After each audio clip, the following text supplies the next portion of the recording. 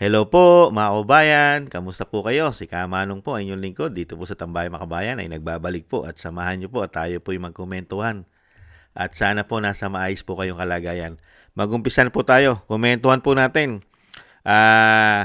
Nagpunta po sa NBI mga kababayan at magsasampa raw po ng reklamo o kaso sa mga nagpapakalat daw po ng video ni Melvin Matibag ng NBI Director.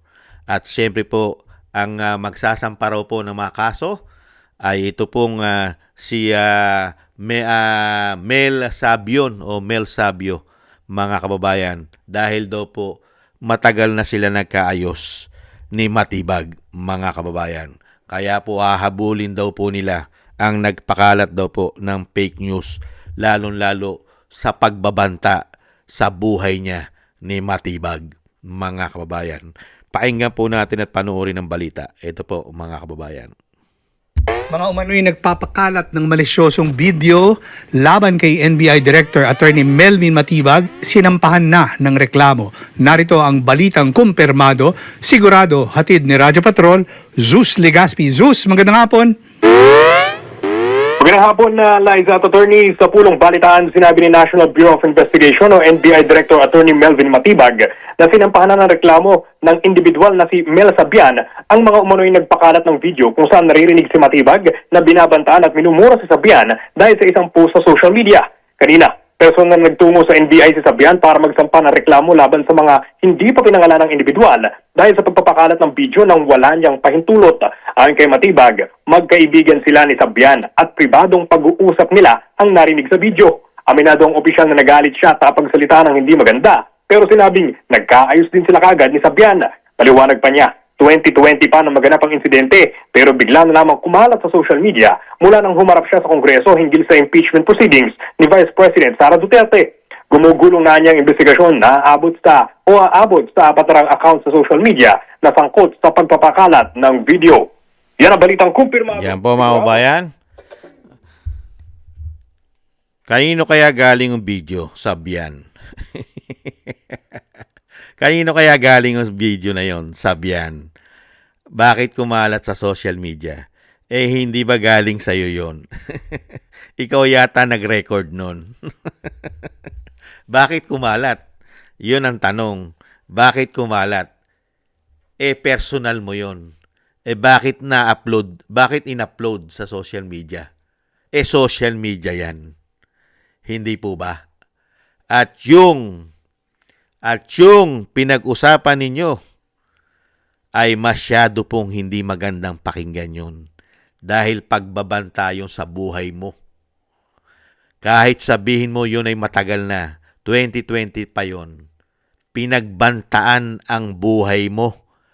Napakaraming malulutong na pagbabanta at pagmumura sa'yo ng NBI Director ngayon. Hindi po ba? Ang tanong, how much kaya? Yun ang malaking tanong. How much kaya? Di umano. Hindi kaya ito isang scripted di umano? Palalabasin ng video para ngayon mailihis din ang issue? Hindi kaya ito isang scripted? Nagtatanong lang si Kamanong. Palalabasin ng video ni Matibag. Tapos ngayon magsasampa ng mga kaso daw. Ito pong sinasabing may-ari ng video. Di umano dahil personal niyang video yon, mga kababayan. Kumalat. Hindi kaya ito isang palabas lamang, di umano? Para po lahat ng issue ay mailihis din kaya? Gamit ang isang napakahusay na lingkod bayan na katulad ni Melvin Matibag ng NBI. Napakalinis. At ang tanong, sino kaya ang nag-upload sa social media? In-upload po nila yan eh. Sino kaya yon? Sino kaya yon, Mel Sabion, ang nag-upload sa social media ng sinasabi mong pribado? Pribado niyong pag-uusap. pribado yung ginawang pagmumura at pagbabanta sa'yo. Kumalat po yan sa buong mundo. Social media yan. Kumalat po yan. Yan po ay magsasalin-salin na yan.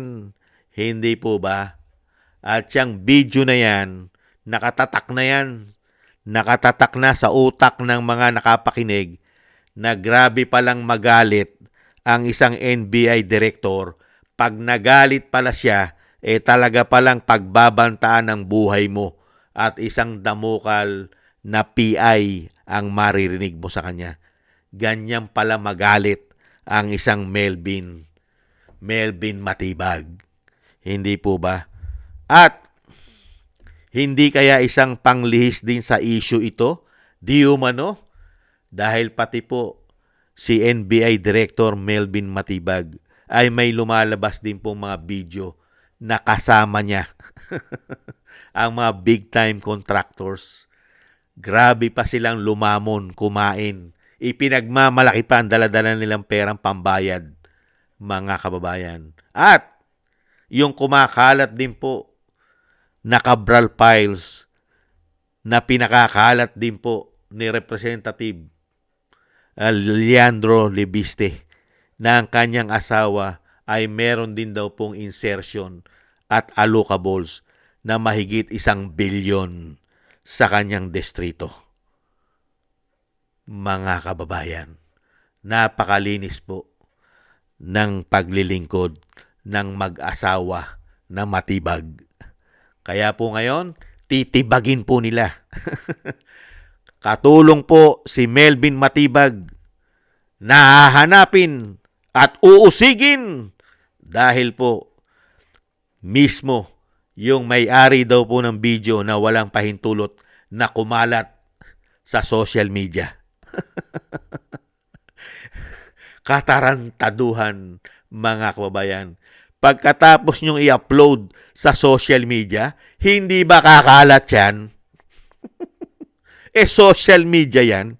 Buong mundo kakalat yan basta nag-upload ka sa social media. Hindi po ba kahibangan ito? Katarantaduhan? Hindi po ba? I-ignore ba yan? Sa tingin nyo, pag yan ay pumasok at in-upload mo sa social media, i-ignore ba yan ng mga makakapanood niyan? Isa kang NBI director? Sige nga, isa kang NBI director. Hindi po ba?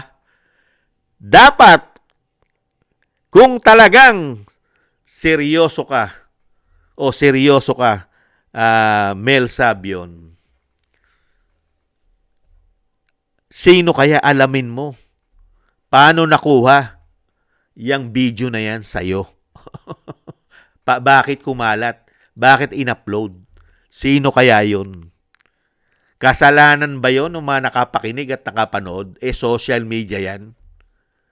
Hindi po ba? Hindi ba dapat ang tinutugis mo unang-una sarili mo? Bakit na-i-upload yan sa social media? Kumalat sa social media yan? Yan po ba ay kakalat kung hindi nyo i-upload sa social media? Sige nga. Kalat na kalat yan. At hindi lang 400 plus ang nakapanood niyan.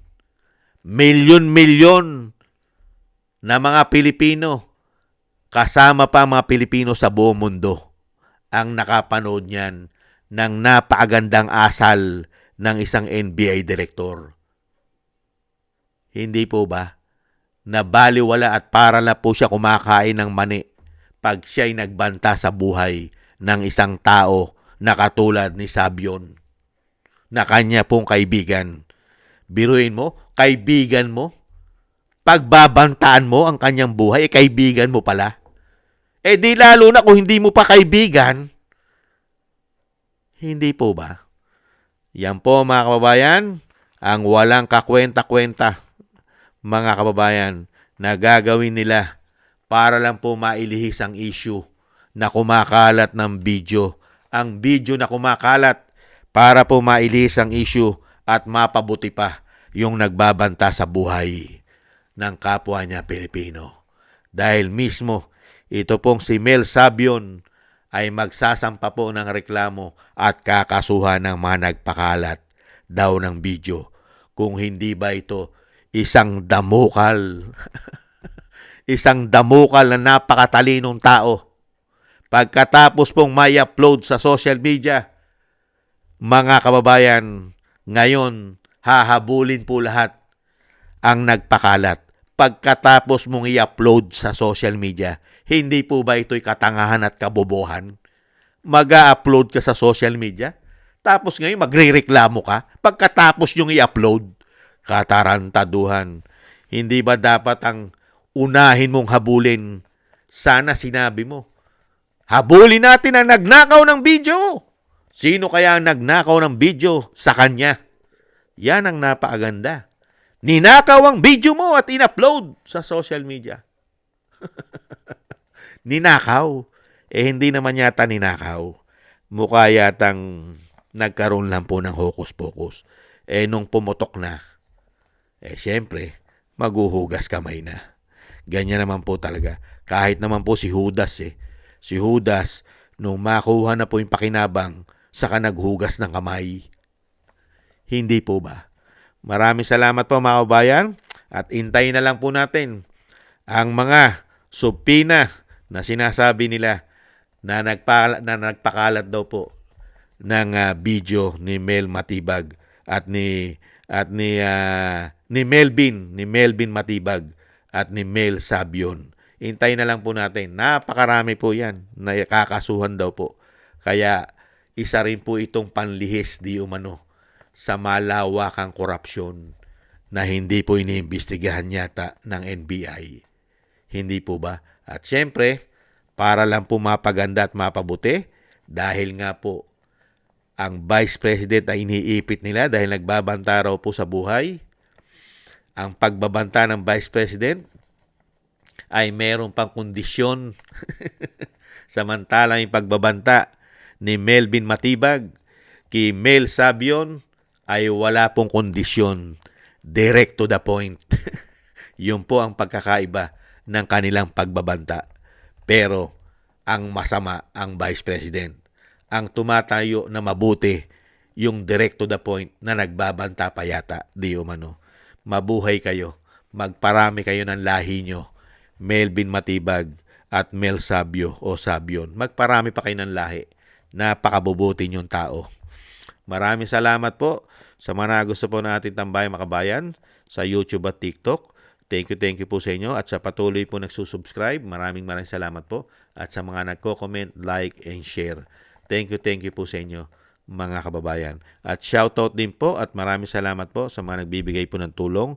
Shoutout po kay Felipe Siapno ng Texas, USA, Mila Yi, Tatay Nick ng Toronto, Canada, kay Annie Jo, kay Jim Aris ng United Arab Emirates, Eric Hershio ng Canada, Baby Roman at Ate Isa ng Cagayan, Jesus Valdepena, Rolando Guerrero, at kay Rolando Timbol ng Alberta, Canada, kay Ma'am LB at Sir Manny ng North Miami, Florida, USA, at Melchorita Espinosa. Maraming salamat po sa inyo mga kabayan at ingat-ingat po kayo sa inyo po mga paggawa at shoutout po sa inyong lahat. At God bless po sa inyong lahat mga kababayan.